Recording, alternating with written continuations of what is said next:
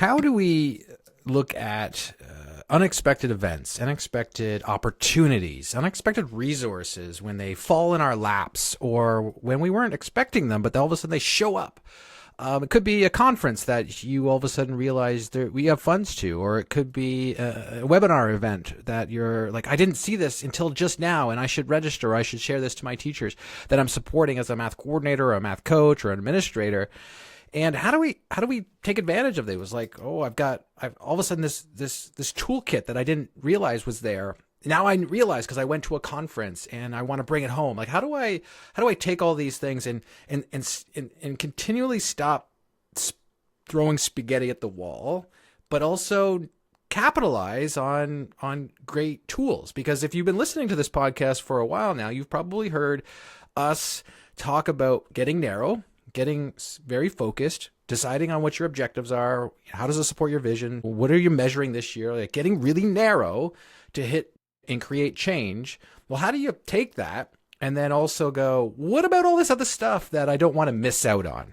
And I think the miss out is sometimes deep rooted in us, and especially when we're supporting so many teachers. But we've got these teachers who keep saying that, like, I don't know what else I can put on my plate, and I don't want you to miss out on this if you could use it. So how do I battle my focus and also these so many opportunities that I haven't yet planned for and they just occur? So that's what we're going to talk about here today, on how to handle that and what we should really be thinking about. I think what you're basically asking is, we want our teachers to take advantage of opportunities for new learning. We don't want to gatekeep information. Sometimes we attend a webinar or a conference and it's like, I learned something that I didn't even know I needed to learn. And like, that's the value of getting outside of our organization and hearing from other experts. But I guess what you're saying is, how do we avoid overwhelm? Like, how do we avoid the initiative fatigue? Like, so people are not coming back and now they have 20 new ideas that are pulling us in a different direction than the objective that we set, the key result that we've identified for this year. Yeah. Well, and I think, like, I always like to think of like, why does this end up happening? And I think what ends up happening is someone, a leader, math leader in the building, in the district or whatever, comes across some great resources and they're like, wow, there's a lot of good stuff here, and they want to be helpful, right? So they do want to provide those opportunities for educators, and they do want to give people the autonomy to kind of select what they're after. However, what I'm hearing you say, Yvette, which sometimes can create a little bit of friction, is the person who's sharing these resources, if they're able to at least kind of think through what caught their attention, at least it gives some starting point. Because what we often see if we leave it wide open, and for example, our academy is a great example of that. If you just go into our academy having never come across any of the material before, there's a lot going on there. And while we try to organize it based on different parts of the math classroom tree and all of these aspects, the reality is you can get lost very quickly. And sometimes that can actually lead to shutdown, right? So people actually walk away and go, I'm stressed, I'm anxious, I'm not sure, am I going to do the right thing or the wrong thing? So what I'm hearing you say is, just by spending that little bit of extra time just to think about, like, what intrigued me about why I want to share this particular resource. Not to say that everyone has to follow that path, but it at least gives everyone a consistent or a coherent starting point that they can use. And it ultimately gives people a little bit of direction. And hopefully, if they start to see what you saw as valuable, that might lead them to get to the same result of, hey, finding something else along that path, right? So we're not necessarily being those gatekeepers, but to me, it sounds like it doesn't have to be prescriptive. It doesn't have to be, planned out to the T. It just really has to give a little bit of direction so that people have some sort of common understanding as to why we're sharing what we're sharing, and sort of where we saw that initial value, so that hopefully we can get everyone to take at least a toe and dip a toe in. And hopefully we'll get a lot of people that are, ready to do the big cannonball after they do a little bit of learning along that very specific sort of directed PD program or resource or tool that might have been shared. Right. Yeah. Like you run into the spaghetti at the wall and it's just truly spaghetti at the wall if you don't have your main focus zone mapped out, or your objective, focus zone objective. Sometimes I interchange those terms, but what is that change we're looking to achieve this year? What is the main, like, all my resources are going towards this. I'm structuring and supporting PLCs, or the pull day pullouts this year are going to be supporting this idea or this group of teachers. Like, we do want to get narrow that way, but when you get narrow that way, what happens is you create that filter. Like, you create the filter of, like, this is where we're trying to go. And then when these opportunities arise, I think what you two are saying is, like, what you want to do is go, well, how can I take the opportunity? How can I take in, if I can send teachers to NCTM, can I almost like preempt them to say, here's where we're all trying to go, and here are some suggestions to help you get there or get closer or strengthen the things we're really focused on if you went to this session or this session or this session. Like, I'm thinking about, like, we have our summit coming up, the 7th annual virtual summit this November, which the theme of our summit has always just been making math moments that matter, which is what we're trying to do in our classrooms. There are many sessions there that cover a variety of different things, and it's like, oh, I want to share that with teachers, but I don't just want to dump it on them because it's a free-for-all. It's, can we strategically recommend sessions? Can we strategically point them to the filter that we already have to help us, get closer to our goals, instead of just say, here's what it's done? Because what you're doing, right? If you've clearly articulated your vision and your objectives to your teachers throughout the year, then it now makes sense to them. Like, this isn't something just being added to my plate. This is supporting the thing that's on my plate already. This is supporting what, so-and-so has been talking about or sharing with me. It's just like, we've been talking about this and this and this in terms of these different resources this year, and these different sessions this year, and the support I've been getting as a teacher. Here's another thing to help me strengthen that thing. If you can point that out, you can make it clear that there's a connection between the goals you've set and the resources that you're collecting. That can actually strengthen the work and not make it feel like spaghetti. Okay, so let's get specific. So let's share an example with the listeners of what this would look like if we wanted to approach an opportunity in that way. So imagine that you have an objective around fluency, and you have been working on one of the things that many of our districts are doing is even just getting a common definition of what is fluency. How do we define fluency? Are we all looking for the same behaviors in students when we say a student is fluent with their math facts or their automaticity? So imagine the virtual summits coming up. Maybe what I do as a leader is I look through these session offerings and I identify 1 or 2 sessions that are focused around fluency. Then I reach out to my community and I say, there's this upcoming opportunity. I've already flagged these 2 sessions that are being offered at these 2 times on these 2 dates by these 2 presenters. These 2 sessions are directly connected to the work that we're doing around fluency. I would highly recommend them if you want to dig deeper. But that doesn't mean that teacher isn't then going to sign up for 5 other sessions. Right.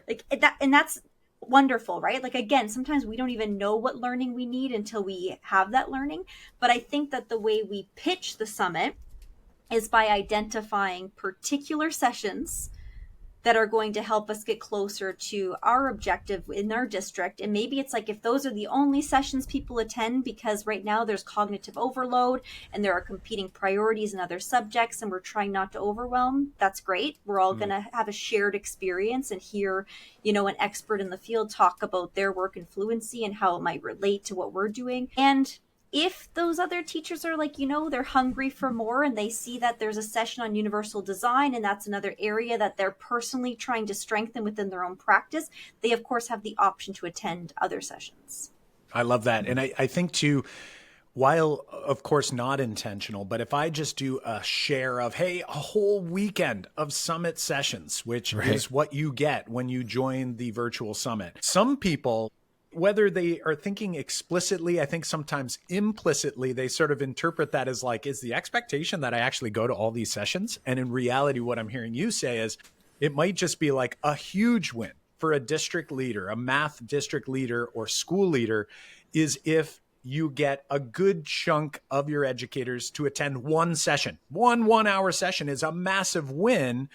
And by being more specific about which session sort of caught your eye, right? We have so many districts that, they're focusing on building thinking classrooms. So, they might be saying, hey, we want to get in on Peter's session, or, Peter, we've read the book. We did a book study on Peter's work, and now you get to actually hear the author, speak to some of that work. Or if you're working on differentiation, there's this session on differentiation. It really allows people to kind of like keep the bar really low so that the expectation people sort of implicitly place on themselves is low enough that it doesn't feel overwhelming and it doesn't feel scary. And like anything, if they do opt in and they do plan to attend one session, what often happens, right? They go, wow, they feel energized, they feel excited, they feel, like it was worth their time to spend a little bit of time on their weekend or in the evening in order to do some learning, that they're like, I want to do this again. And like tomorrow I see Kathy Fosno's presenting, and oh my gosh, I've always wondered, how do you do number talks or what she would call mini lessons? How do I do that effectively in my classroom? And I have the opportunity to jump into that or to check out the actual recording of that session according to my timeline.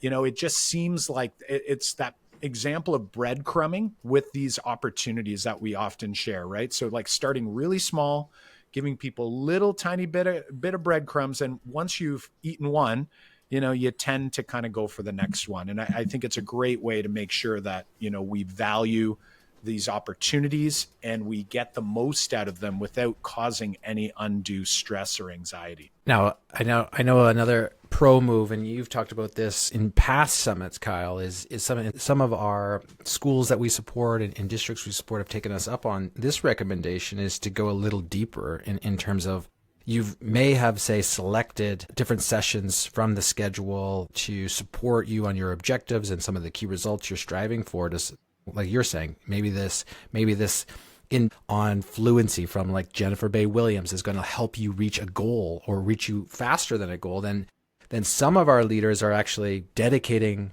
and putting more resources behind sessions like that by all of a sudden now embedding that in some of the PLC processes, or bringing it to a staff meeting and sharing it to principals and writing the email that would go out to the staff, a particular staff for a staff meeting, say, this is what it's going to look like when we come to the staff meeting. Here's what we're going to dig into because it actually helps us reach our school level key result or our school level goal. Setting aside resources to support, that after the weekend has been a go-to move for many of the teams that we support. I love that. And, when you really think about it, if you were to, had the option to have educators participate in one session and then use that session as a jumping off point, as you mentioned, in PLCs or in staff meetings, or to really hone in over the next handful of months, maybe the entire school year, you're probably going to get a better long-term outcome than, say, having all your teachers watch 20 sessions. It's like you get a bunch of great ideas. You get maybe this teacher does that. There's a pocket of success over there. Maybe this teacher does that and, pocket of success there.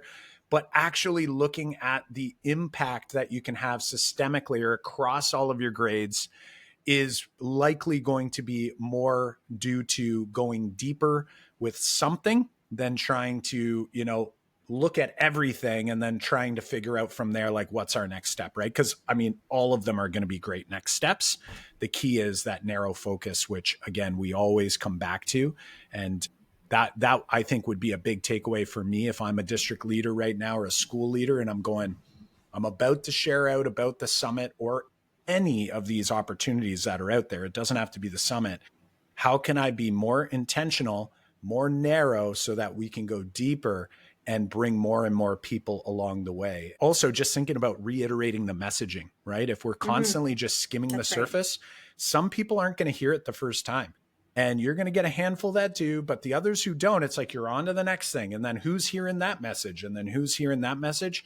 Let's go deeper so that everyone's going to be at a slightly different place, at a slightly different depth on the chart. But ultimately, at the end of the day, people are all talking the same language and they're all working together to get to a desired outcome. I think it's the clarity you get when you have your objectives, your vision, your focus zones that you're trying to strengthen. Is it becomes, like I said before, the compass or the filter for opportunities. and how do I steer it? Like, I think that's where the pro move is because you are going to always have, like, this is the nature of our work, is we always are going to be and we should be the way, like the first line of defense when these resources or opportunities come to our schools or our school districts. How do I position that to support what we're trying to do, and not just say welcome everything? It's how do I steer it and position it to do the great work we're trying to do. If you have not yet jumped over to the summit, the summit is coming up soon. Registration is currently open at summit.makemathmoments.com. We have a full weekend of lineup ready to go. You can choose your sessions. Again, the ticket is free for the weekend. If you need certificates or if you need to extend your time, you can choose a ticket that allows you to do so. Other opportunities, just to point out, is Yvette is holding monthly building your capacity sessions every single month. We did it last year. This year, we're doing it again. We're doing 2 back-to-back sessions once a month on different topics, different ideas around our own math learning and our own building capacity. And that's happening every time. So knowing about those also is like, can I filter that? Can I steer that? Can I harness that to do our work already and support the great work we're doing? This is what we do. We have to kind of be that filter, but we have to know what we were looking for to filter. Yeah, and other things outside of the Math Moments community coming up in October. I know we're recording this in September, so it may have already happened by the time you're tuning into this, but we have the annual conference coming up for NCSM, so supervisors of mathematics. I know a lot of people know NCTM over time, and then, as you move into more of a leadership-like role, even if you're still in the classroom, but you're sort of taking on some of these leadership responsibilities, NCSM is a great organization. I am a regional director for Canada. So, trying to make sure that we shine some light on some of these great organizations that are out there to support us. In-person conferences are great, but one nuance to them is, you don't necessarily get the same opportunity to sort of go deep in one specific area, right? So you are going to be checking out different conference or different sessions and so on, but the growth that you can get by just being connected to others who are doing some of the same work that you're doing in person can be massively helpful. And of course, costs money to attend in person, but memberships for these organizations can be fairly affordable. So definitely check out NCSM. If you're a leader, if you're a teacher, NCTM is probably going to be where you want to check out, and definitely take a look there because there's a ton of great resources available on their websites as well to help guide you in this journey. And if you're a leader, a math coordinator, if you need some focused time to talk about your program, talk about your choices of what you're trying to do this year, head on over to makemathmoments.com/discovery. Book a call with us, and we can be that sounding board. We can be that thoughtful partner to work out some of those plans that you're having and steer you in a direction that maybe you've overlooked. That is makemathmoments.com/discovery.